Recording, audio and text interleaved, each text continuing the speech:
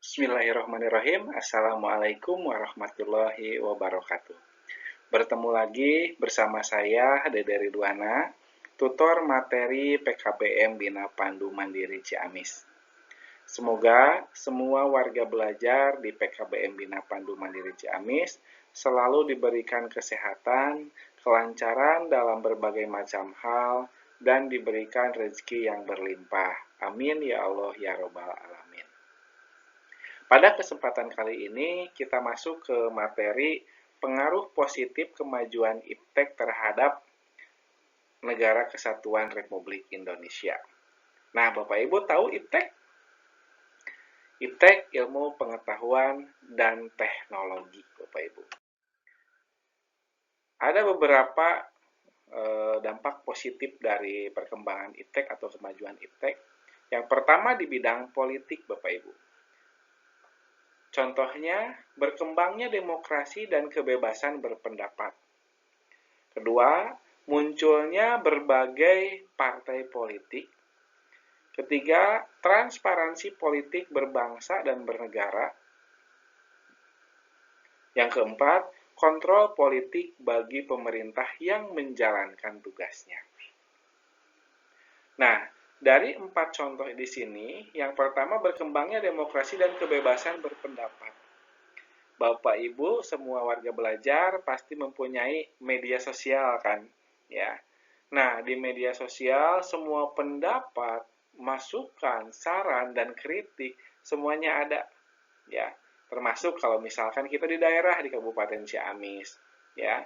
Ketika ada info Ciamis seperti ini, kita memberikan masukan, kita memberikan saran, dan kita juga sering menginfokan kalau misalkan di wilayah ini, ada kejadian ini, di desa ini ada kejadian ini, itu semuanya ada saling keterkaitan dari kemajuan iptek ini dampaknya. Kemudian munculnya berbagai macam partai politik, ya.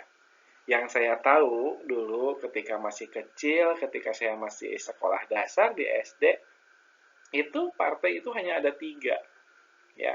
PDI, PPP, dan Golkar. Hanya ada 3. Semakin ke sini, semakin bertambah partai politik.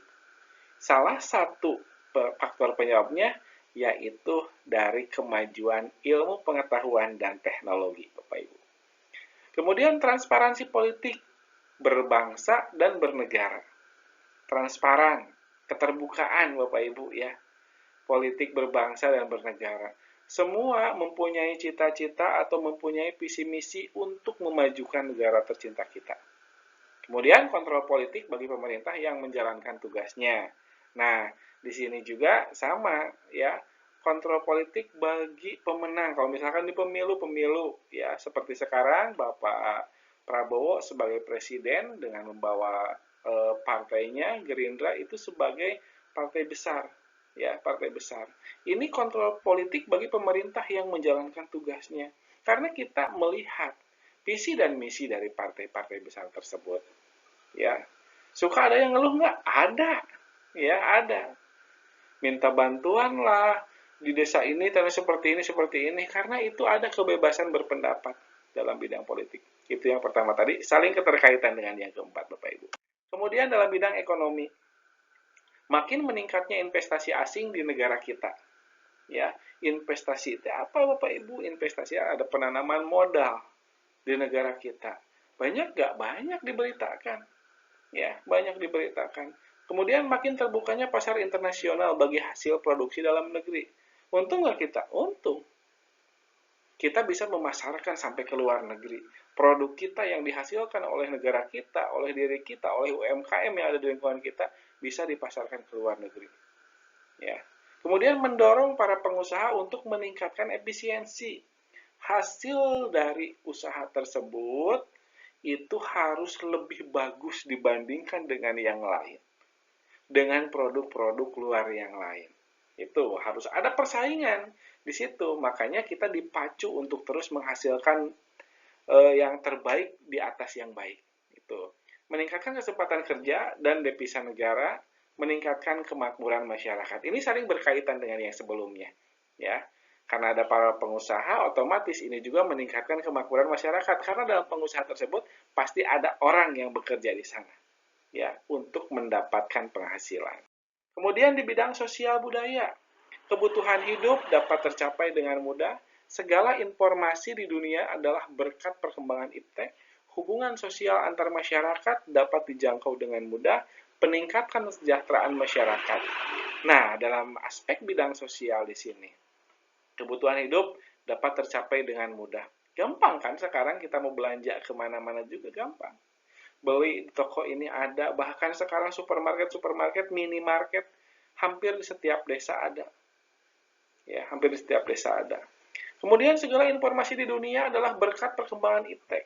Kita jadi tahu, ya, di wilayah yang ada di Indonesia itu, di daerah mana saja yang sedang terjadi banjir. Ketika di sini kekurangan air, di sana sedang banjir. Kemudian ingin yang lebih jauh di negara tetangga, di negara tetangga sedang banjir, di sini musim kekeringan. Itu salah satu contohnya. Kemudian hubungan sosial antar masyarakat dapat dijangkau dengan mudah. Kita berkomunikasi dengan cepat.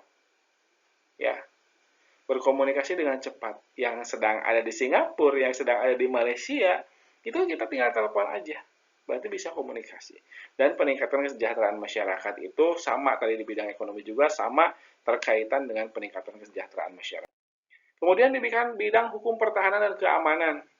Yang pertama, makin menguatnya supremasi hukum. Karena apa? Semua orang bisa mengakses hukum yang ada di Indonesia, pasal-pasal juga terdapat ya melalui iptek ini. Kemudian menguatnya regulasi hukum dan pembuatan peraturan perundang-undangan. Kita terus dipertontonkan dengan pembuatan peraturan perundang-undangan. Ketika tidak sesuai dengan keinginan masyarakat atau malah merugikan masyarakat, pasti akan ada turun ke jalan. Ya, itu negara yang demokrasi. Itu Bapak Ibu. Jadi kalau misalkan kita melihat ada orang-orang nih sedang berdemo, sedang memperjuangkan hak ini, hak ini, hak ini. Kalau misalkan memperjuangkan untuk kemajuan rakyat, untuk kesejahteraan rakyat, ya kita dukung. Ya kita dukung. Karena kita juga termasuk masyarakat. Makin menguatnya tuntutan terhadap tugas penegak hukum. Kenapa? Ketika penegak hukumnya lalai, wah langsung pasti diserang. Dari inilah, dari ini, pokoknya di medsos terus menyerang. Itu makanya akan tetap tuntutan terhadap tugas penegak hukum semakin dituntut terus. Menguatnya supremasi sipil itu ya. Kemudian ada pengaruh negatif kemajuan iptek di bidang politik, terganggunya stabilitas politik, munculnya gerakan radikalisme, munculnya gerakan separatisme ya. Dan ini sudah mengalami ya Bapak Ibu semuanya. Kemudian di bidang ekonomi terjadinya pengangguran. Sekarang juga sedang mengalami. Meningkatnya sifat konsumtif sama juga sedang mengalami. Kemudian memperparah kesenjangan sosial itu juga dialami pada masa ini. Ya. Dalam bidang sosial budaya adanya perubahan tata nilai kehidupan. Sama ya. Kita sedang mengalami perubahan tata nilai kehidupan. Meningkatkan kenakalan dan kriminalitas. Lihat di televisi Bapak Ibu setiap 1 jam sekali atau di berita di pagi hari tentang kriminal 24 jam, itu semuanya dapat kita lihat, dapat kita dengar. Ya, masyarakat cenderung bersifat individualis, jadi cuek untuk ke orang lain. Ya. Nah, itu dari bidang sosial, dampak negatifnya Bapak Ibu kemajuan itu. Kemudian di bidang hukum akan menimbulkan tindakan anarkis dari masyarakat yang dapat mengganggu stabilitas nasional, ketahanan nasional, bahkan persatuan dan kesatuan bangsa. Selain itu, peran masyarakat dalam menjaga keamanan dan ketertiban kedaulatan negara semakin berkurang. Itu yang dirasakan juga sama Bapak Ibu ya. Nah, itu Bapak Ibu materi yang bisa disampaikan pada kesempatan kali ini. Semoga bisa bermanfaat untuk kita semua.